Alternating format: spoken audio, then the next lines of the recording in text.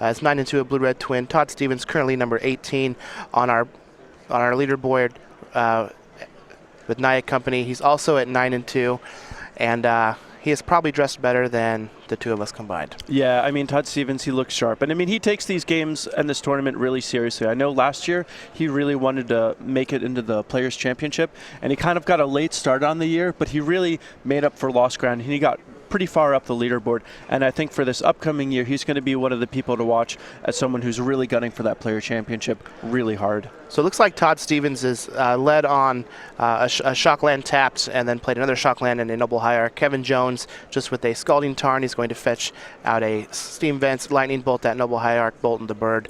Then he's going to take his second turn here, and let's see what he can cobble together.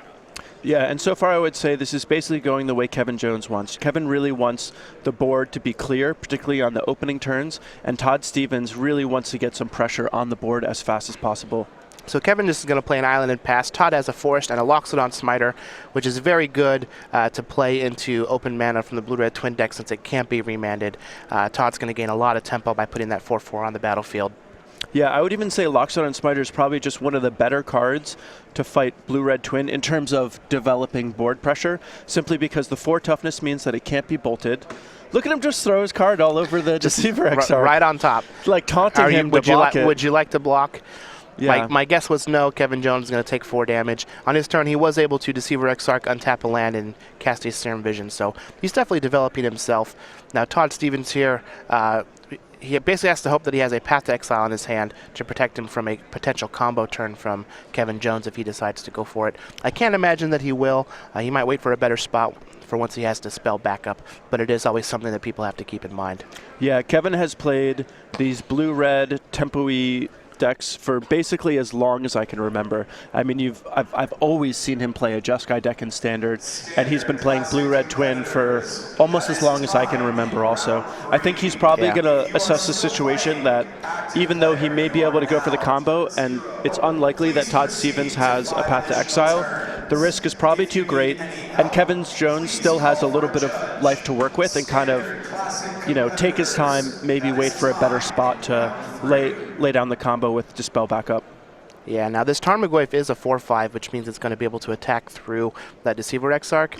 Now Kevin Jones is going to miss his 4th land drop and just pass the turn back to Todd Stevens. It looks like he's just going to start crashing.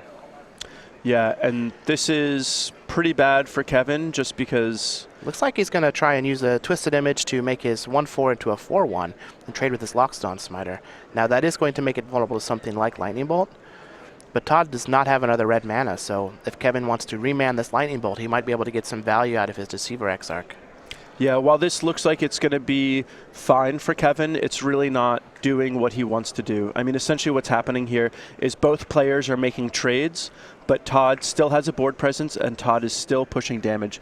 With Kevin missing land drops and now losing its Deceiver Exarch, he really needs to start, you know, from 0, building up his board.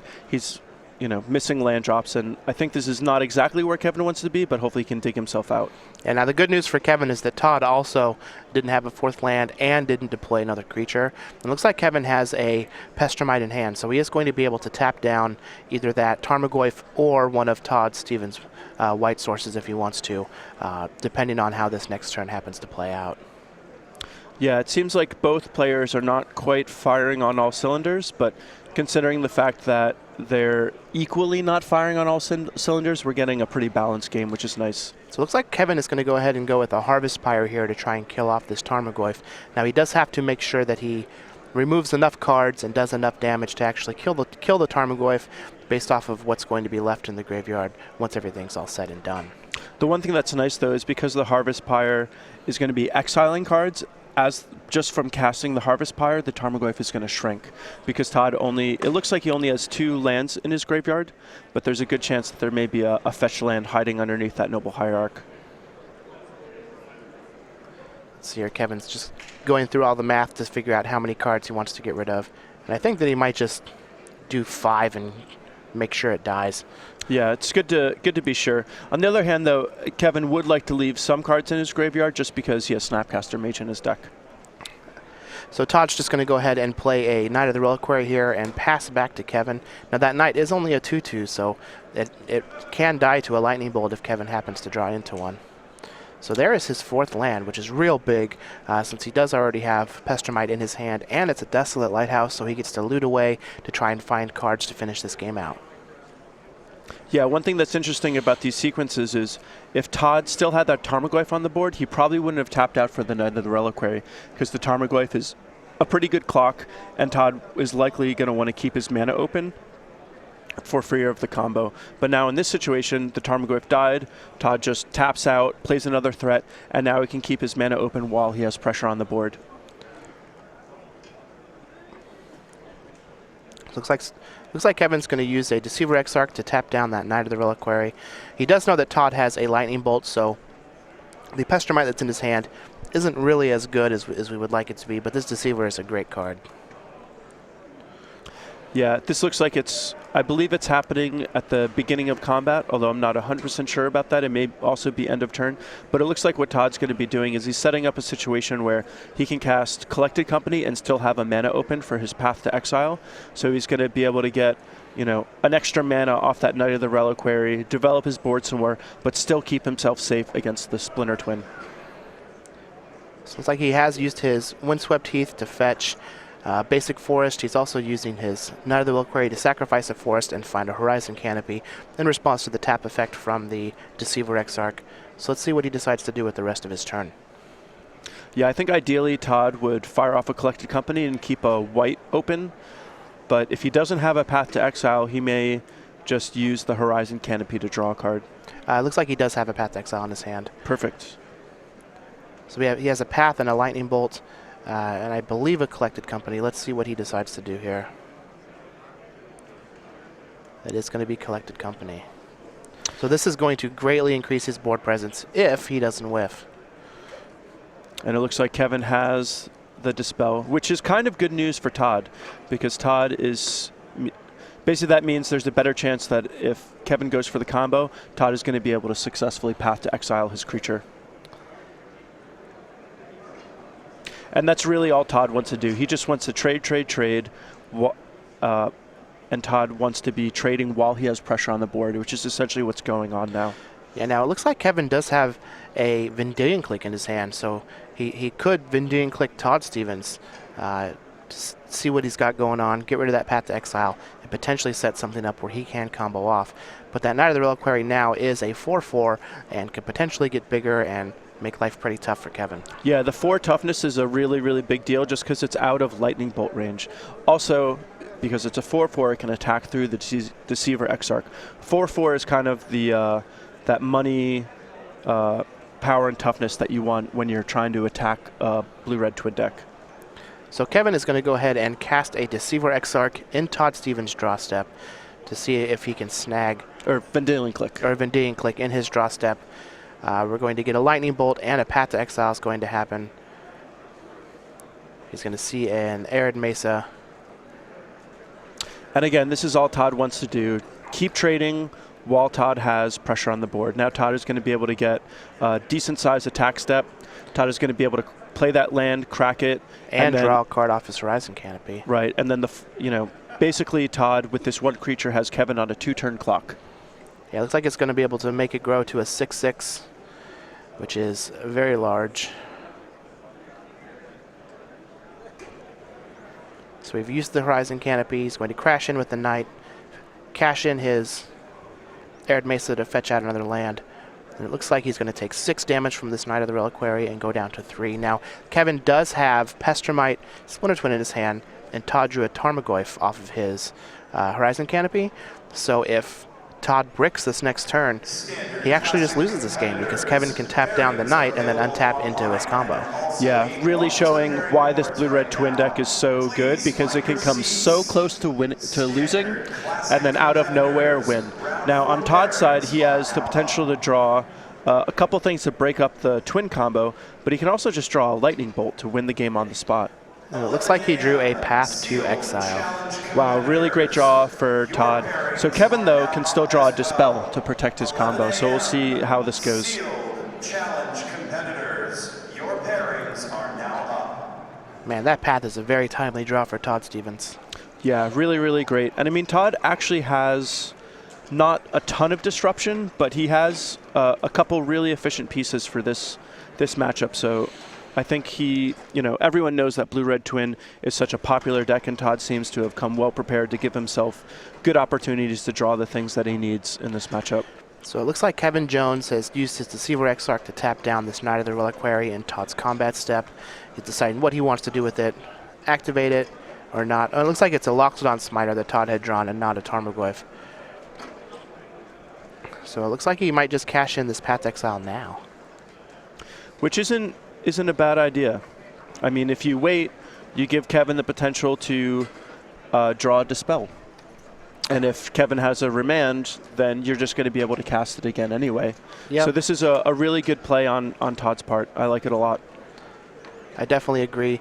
And I have to imagine that we're going to see a Loxodon Smiter come down here after he activates this Knight of the Reliquary. And if Todd has 2 lethal threats, that's going to be a lot harder for Kevin to deal with. And now with the addition like he's going to have 3 lethal threats. Yeah, and now with that Stirring Wildwood, things are looking really good for Todd to sort of wrap up this game on the following turn. I think Kevin's going to be really looking for something like a Cryptic Command, and may even need to chain a Cryptic Command into a Snapcaster Mage in order to stay alive. What a turn of events. Kevin was almost dead, and then was going to kill Todd if Todd didn't draw one of his handful of cards to interact. He did, and now he's just going to be able to take this game back. Yeah, this deck has definitely swung back and forth with the various top decks that each player has had, and it's led to a pretty exciting match. I mean, really highlighting some of the excitement of Magic, where because it's a deck game, you draw your card, and it could be great, it could win you the game, or it could lose you a game, and that's a lot of the excitement of playing Magic. Looks like Kevin Jones drew the Cryptic Command, so he might be able to piece a Deceiver Exarch together here. He can untap his land and then use his Cryptic Command, but Todd Stevens drew a Lightning Bolt. Yeah. So we just had a bunch of great draws back and forth for all of these players. Jeez. And the game's just going to be done. So Kevin, fighting tooth and nail to give himself a chance to win, was able to set it up 2 turns in a row with some crafty play. Just didn't matter. Todd Stevens had the 1-mana spells right off the top of his deck when he needed them. And one of the big stories... In the right order. Yeah. And one of the big stories of that game was, if you looked at that game, Todd Stevens, he ended the game with no cards in hand. He used the last card in his hand to deal the last points of damage. Whereas Kevin Jones, on the other hand, he still had a lot of cards in hand. If that game had gone longer and Kevin would have had time to cast all of his cards, there's a good chance that Kevin would have been able to win. But Todd Stevens' cards being so cheap and so efficient, he was able to make the game about tempo, and he was able to leverage essentially his storm count over the course of those, 6 turns of that game. Yeah, so let's go ahead and take a look at the sideboards here for the 2 players and see if we can figure out what the plan's going to be. For Todd Stevens, he has a Rending Volley, 2 copies of Dami Raid, a Stony Silence, 2 Spellskites, an Elspeth Knight Errant, 2 Kitchen Finks, an Ancient Grudge, 2 Engineered Explosives, a Grim Lavamancer, and 2 Blood Moons. So what do we think is going to go on here? So I think there's 3 specific cards that are essentially tailor-made for Fighting Twin, and they are the Rending Volley, because it's an uncounterable way that can kill Deceiver Exarch or Pestermite, and also Spellskite, because when they try to cast their twin, you can just have it target the Spellskite. The other cards that I think are also going to be quite good are Engineer Explosives. I think that's a really good one. And you can consider Kitchen Finks depending on how controlling you think the twin deck will be. I don't think the twin deck is really equipped to actually fully control Todd Stevens, so I think Kevin is going to keep in a lot of his combo pieces. So I don't think that Todd will bring in Kitchen Finks, but there's an argument can be made for it. Yeah, I could see all of those happening. As for Kevin Jones, we've got 2 Anger of the Gods, 2 Blood Moon, 2 Jace, Architect of Thought, 2 Vandal Blast, 1 Kuranos, God of Storms, 1 Pia and Kira Nalar, an Izzet Staticaster and a Gate, a Roast, a Rending Volley, and a copy of Spellskite. So what do you think Kevin Jones is going to do here? So I think because Todd has Voice of Resurgences, that there's a good chance that the Anger of the Gods come in. I think also Rending Volley is one of Kevin's better ways to deal with an early Knight of the Reliquary or a Loxodon Spider. I think Roast is also a good card because it's one of the few things that can kill a Tarmogoyf for the other cards that I just mentioned. If Kevin wants to really go on that control route, he can also bring in his 2 Jace, his Kuranos, the P and Kiran Nalar. All of these cards can be good options. The other card that sometimes you'll see people bring in is Blood Moon, but you really got to have a good read on your opponent. I don't think Kevin will bring in Blood Moon, but when he's on the play, it's something you may see him, kind of toy with. Yeah, I could see all of those. There are a lot of 2s and 1-ofs that you'll find in these modern sideboards. And a lot of those cards are pretty techy. And if you want to get the latest hot tech for whatever format you're playing, you can check out the StarCityGames.com newsletter. That is your source for Magic the Gathering news. Yeah, I mean, this last week we saw an article in the newsletter featured that was written by Jerry Thompson, where he showed a really exciting Grixis deck that had Goryo's Vengeance. That was really sweet. I was really hoping you would play that this weekend, but he didn't. And then also, if you just want to get ahead on spoilers and potential decks, Patrick Chapin also read an article that was featured in the newsletter featuring a bunch of brews, and there's no better place to get a deck list than from the innovator, Patrick Chapin. Absolutely. So again, your source for Magic the Gathering news. Get the latest on the SCG Tour. Watch the SCG Tour Match of the Week. Receive exclusive deck lists and advice. Catch up on all event results. Read an exclusive Cardboard Crack comic, which this week was particularly funny. Yeah. And you can sign up absolutely for free. go.starcitygames.com/newsletter. So we're coming back here. Both players are just about finished shuffling. Kevin Jones at 9-2 on Blue-Red Twin. Was able to play in back-to-back Players' Championships the first 2 years. I imagine he's going to try and make it back for the third year, traveling around to the Opens. Todd Stevens currently in 18th place on our leaderboard on Naya Company, who is 9-2. Yeah, so one thing that'll be interesting about this is I feel like there's a better chance. Ooh, Kevin. So let's take a look at Kevin Jones's profile here really quick. He is 28 from Kingston, New York. He does have 8 open top 8s with 1 win. He won the Eternal Weekend Legacy Championship with Blue-Red Delver. He did play college tennis at Pace University as a walk-on after teaching himself the game against a brick handball wall at the age of 10. And he enjoys reading. He reads at least one mystery or suspense novel every week, which is pretty interesting. You do like to read as well. Yeah, I do. I kind of picked it up this past year, and it's really, really nice. I particularly like his stat of 8 open top 8s and 1 win. You know who also has 8 open top 8s and 1 win? Who's that? Me. Oh, Andrew Boswell. Yeah, I have the same stats as Kevin Jones. That's pretty sweet. I mean, I think you're a little better than Kevin, though. Oh, I mean, I'm just a humble commentator now.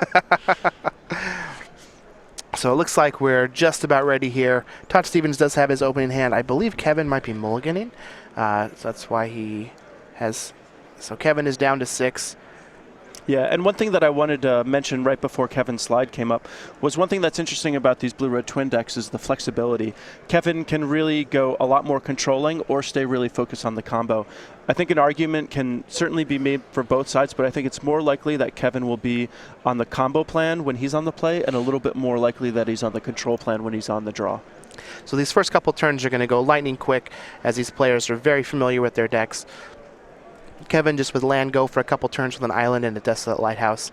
Todd Stevens is going to fetch out his Sacred Foundry on Kevin's end step so we can avoid taking some damage to put it on the battlefield tapped. And it looks like we might see a Voice of Resurgence come here from Todd Stevens.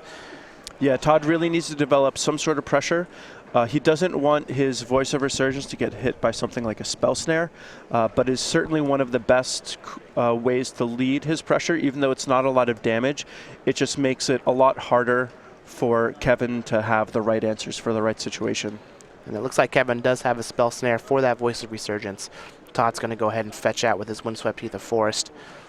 And that's certainly a calculated risk on Todd's part. He really doesn't want his Voice of Resurgence to get tagged by a Spell Snare, but these Blue-Red Twin decks, they don't actually play that many Spell Snares, and so it's, in Todd's favor to just sort of run it out there and assume it's going to resolve more often than it doesn't. Yeah, they usually only have 1 or 2.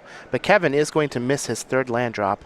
He's going to pass it back to Todd, who's just going to play another Voice of Resurgence, which is going to resolve, lay an Arid Mesa, and pass. So it looks like Kevin might have drawn a land. Nope, he's just going to Snapcaster Mage and then pass the turn back. So it looks like we do have an Ambush Viper on defense duty here for Kevin Jones. Yeah, this is not good for Kevin. The Voice of Resurgence is one of the harder threats for him to deal with, simply because Burn isn't particularly good against the Voice of Resurgence because it'll just create a token, and now his counter spells aren't going to be particularly good either. So Kevin's really strapped in this situation, is just running out that Snapcaster Mage because there's a good chance he dies without casting all the cards in his hand, so he just needs to start casting them, even if they're not for as much value as he would prefer.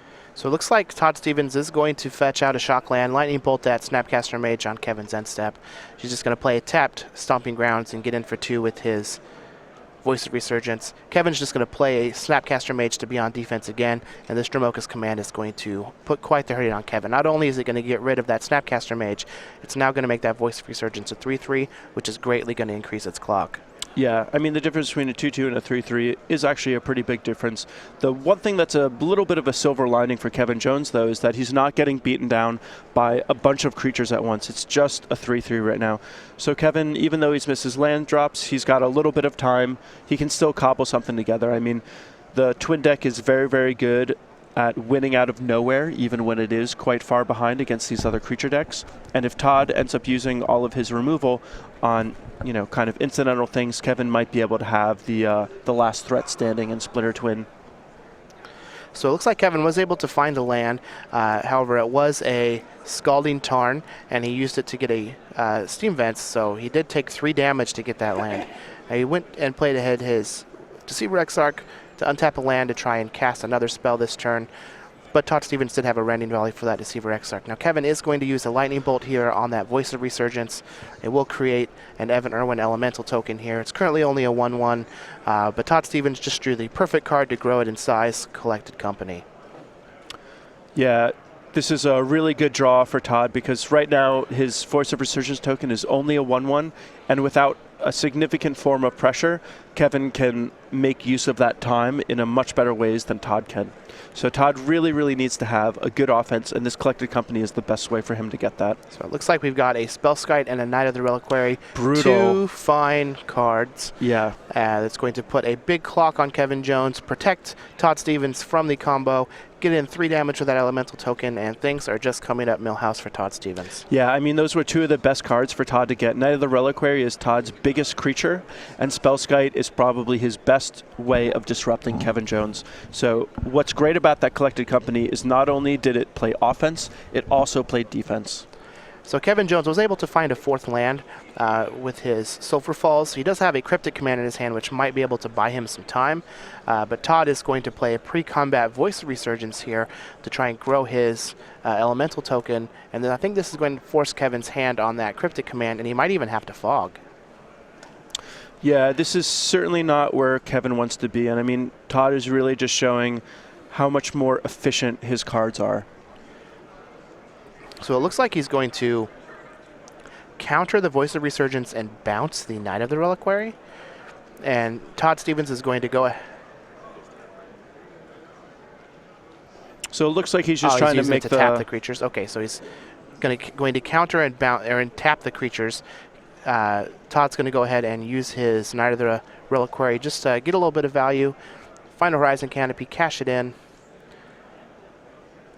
And this is a good play from Kevin Jones just because it's one of the best plays to prevent damage for this turn and also keep that problematic Voice of Resurgence off the table.